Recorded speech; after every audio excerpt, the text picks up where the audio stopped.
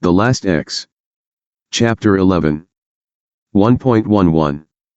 While Chen Yu was enjoying the concert and Zhao Kui was enjoying holding Shaoli, Madame Lu was in her car, barely suppressing her frenzy.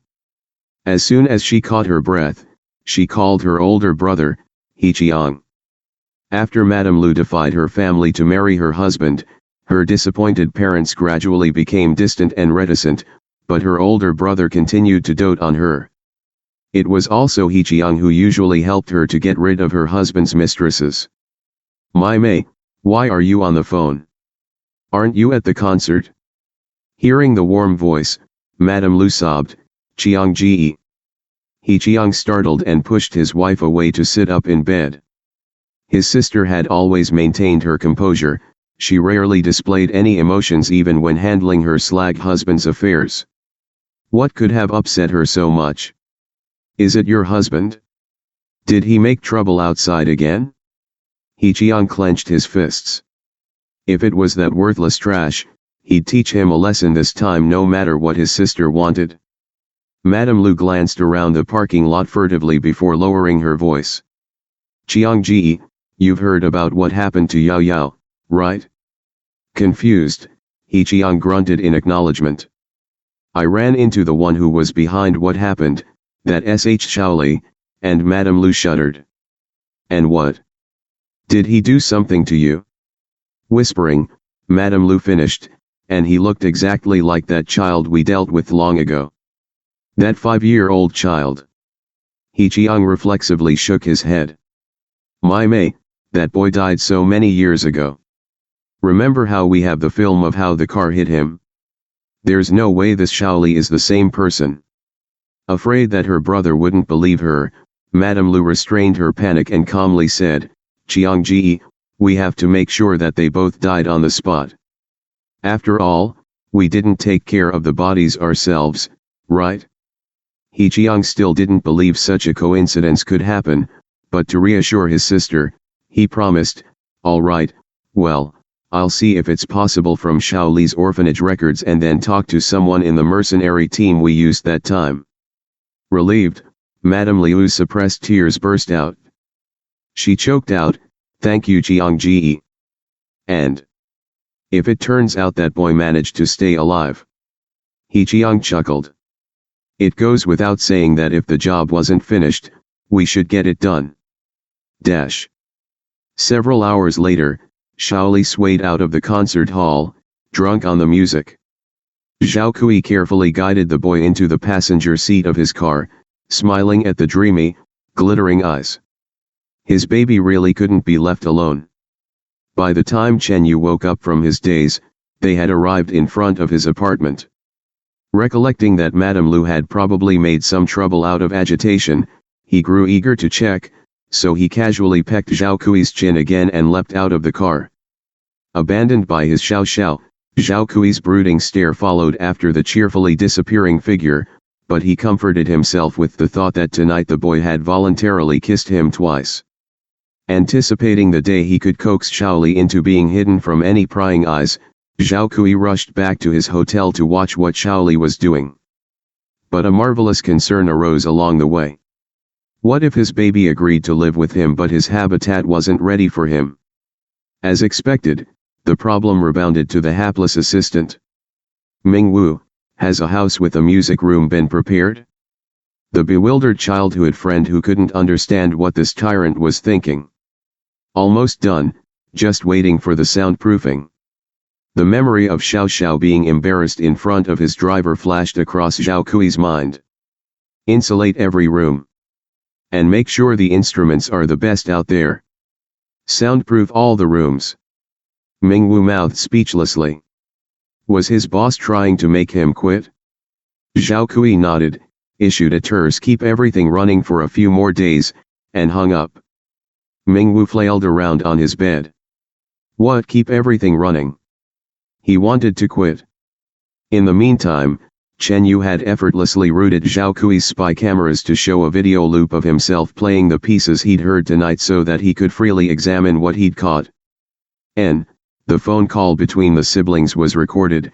He Qiang had obtained the orphanage documents Chen Yu had previously modified to hint at Xiao Li's origins, and the argument between He Qiang and the mercenary leader about what happened to the boy's corpse was progressing nicely. Fast-forwarding through He Qiang and Madame Liu's conversation, Chen Yu was somewhat surprised. This He Qiang truly cared for his sister. Oh well, he shrugged. It was a pity he'd made the mistake of trying to kill Chen Yu. Satisfied that the game could finally progress, Chen Yu turned to Zhao Kui's files. When he'd hacked in last time, he'd noticed that Zhao Kui seemed to be moving to crush the Lu family slowly and painfully. Madame Lu had thought that other people were distancing themselves because of Lu Yao's scandal, but the more critical reason was that Zhao Jia had signaled that the Lu family should be cut down. Unbeknownst to Madame Lu or her husband, all their business partners had already found replacements for them. Chen Yu actually didn't have any bad feelings towards Xiao Li's biological father. In his opinion, the intermittent care the original owner had received until he was 5 years old and the nonchalance towards his ostensible death balanced out rather well. To this man's indifference, Chen Yu would only respond in kind. Of course, this also meant that he wouldn't step in regardless of what actions Zhao Kui took. Tuning back into He Qiang's discussion with the underground group head, Chen Yu found that they'd settled on having the boy being handled as per the original deal. Considering that this Xiao Li was in the public eye right now, they decided to wait a few weeks so that his death wouldn't cause a fuss. At that time, they'd send someone in. Chen Yu grinned and stopped listening before the details of the attack were finalized. Being informed would let him defend himself, but that would make this play so boring. Setting aside the computer, Chen Yu contacted the system for the first time since the plotline was transmitted. Please be aware that, as in previous missions, the system cannot interfere very much in the task worlds. Lounging in bed, Chen Yu waved his hand. Don't worry, I don't need you to do anything except answer a few questions. First of all, how's the task progress? The system calculated for a few seconds. Task progress is at 73%. Would the host like a breakdown? No, Chen Yu rolled his eyes. Obviously it's mostly from Lu Yao's hatred and the popularity of Xiao Baobao. The system wishes the host happy travels as always. Yes, okay. One more question. If I fill the mission quota, how long can I stay in this world? Following a brief search, the system recited, according to regulations, the host may choose to leave the task world at any time once the mission quota has been met. If the host chooses to stay, he is able to live out the natural lifespan in that world. Satisfied, Chen Yu shooed the system away and rolled over. Meanwhile, Zhao Kui sat in his hotel suite anxiously gazing at the monitor which showed his baby playing music ceaselessly, not realizing that Xiao Li had long fallen asleep. Chen Yu passed the next few weeks comfortably.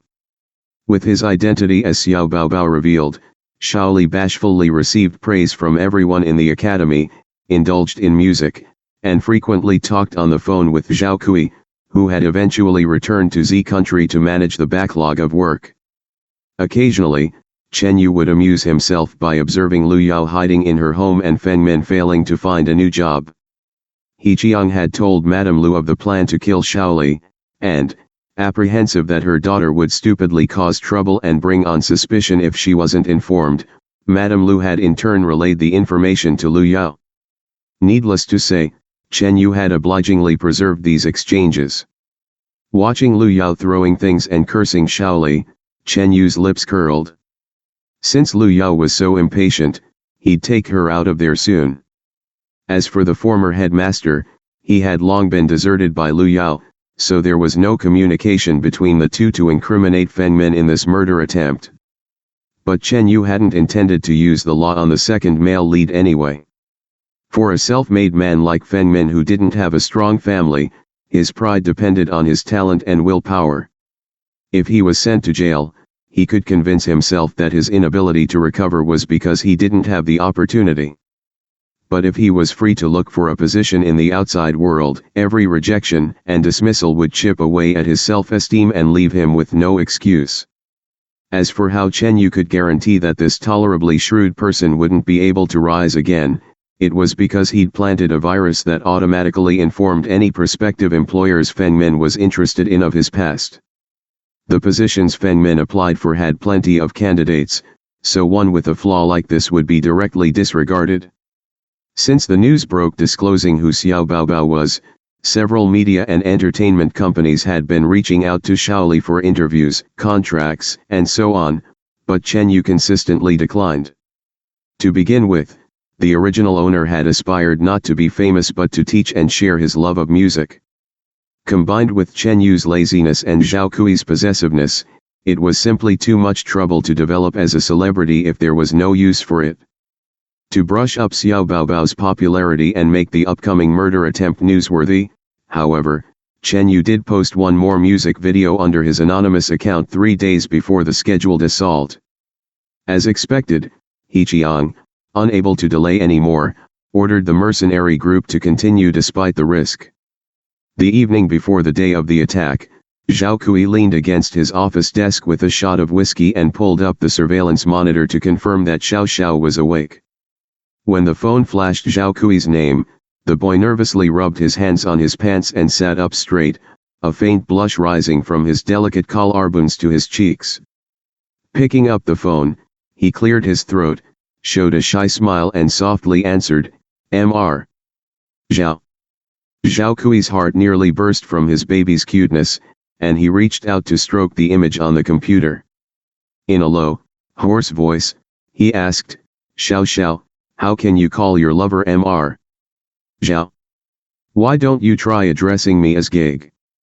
On the screen, Xiao Li's eyes widened, and he curled his petite body around a pillow, hiding his red little face in the cushion. Zhao Kui smiled at his embarrassment, but he insisted, "Xiao Xiao, let me hear you, baby." Seeming to struggle, the boy peeked out between his silky hair. After some hesitation, a watery voice whispered, "Ji Gag," then Shaoli immediately buried his face back into the pillow. Out of sight, Chen Yu gritted his teeth and bit his tongue. What Gag? He'd lived tens of thousands of years more than Zhao Kui, okay. Zhao Kui laughed happily. "Xiao Xiao, that's good. Make sure you address me like that, I won't answer to anything else." The two spoke for a while, then Zhao Kui noticed the time and said, "All right baby, I'll see you in a couple days, tell me if you want to go anywhere. Don't play anymore and go to bed now, all right?" Shaoli agreed obediently and ended the call. Well, they'd probably meet sooner than Zhao Kui expected.